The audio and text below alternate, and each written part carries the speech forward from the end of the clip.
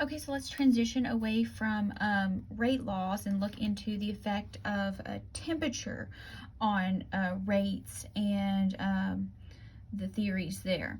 So here we're given a reaction, we're given a temperature, and we're given a rate constant. Now, what should we notice about this? Just in general, get in the habit of it. This unit should tell us it's first order. This is a first order reaction. Maybe that's important, maybe not, but you need to associate this type of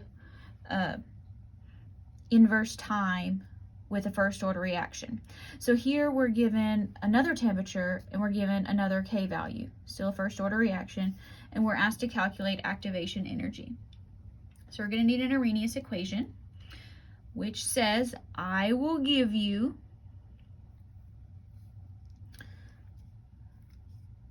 don't memorize it, natural log K2 over K1 equals activation energy over R, I'll give you R, times 1 over T1 minus 1 over T2. So we got to get the order and we got to match these up correctly. All right. So there's two ways to do this. I just like to plug and chug and go for it. Some of you that like to rearrange this thing algebraically, you can do that. So to rearrange this, let's see, I guess we would need to multiply both sides by R. So EA, I'm going to work it out both ways, would equal R times natural log K2 over K1. And then we would need to divide by 1 over T1 minus 1 over T2. So I'll work it out both ways. I don't tend to prefer to rearrange that algebraically. I would rather let the units kind of guide me. So here's our first one. I'm going to call this T1. I'm going to call this K1. This will be T2, K2. You can do it the other way if you want to. It will be fine. All right, so K2, plug and chug here. 6.36 times 10 to the negative third inverse seconds. Over, nope. Divide bar does not go under ln. K1, 1.60 times 10 to the negative 5 inverse seconds. Those units cancel. Activation energy, we don't know. We're trying to figure that out. R, here we're using the joule version because activation energy, we need a unit of 314.5 joules per mole Kelvin. Okay, now T1, 600, T2, we'll put the kelvins there. All right, and now I'm ready to solve. All right. So here, that'll give us these. Cancel that stuff out. All right.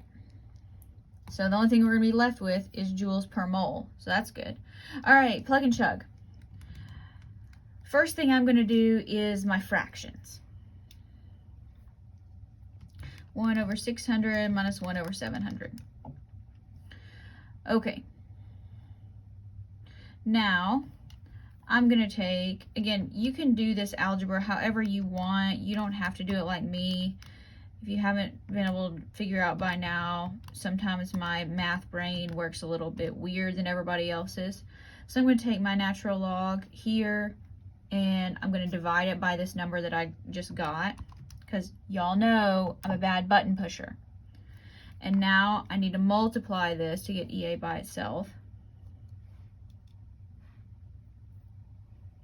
Well, so times 8.3145.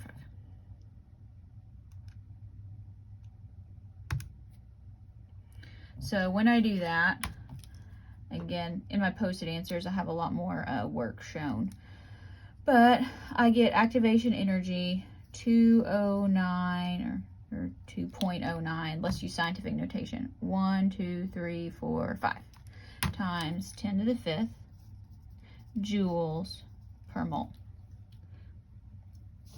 Now we can go over here. I'm going to kind of come down here where I've got a little bit more room. So EA, some of you might like this method better. That's fine. That's why I'm showing it to you. 8.314 joules per mole Kelvin times natural log. This is basically what I did over here. 6.36 times 10 to the negative third inverse seconds over 1.60 10 to the negative 5 inverse seconds.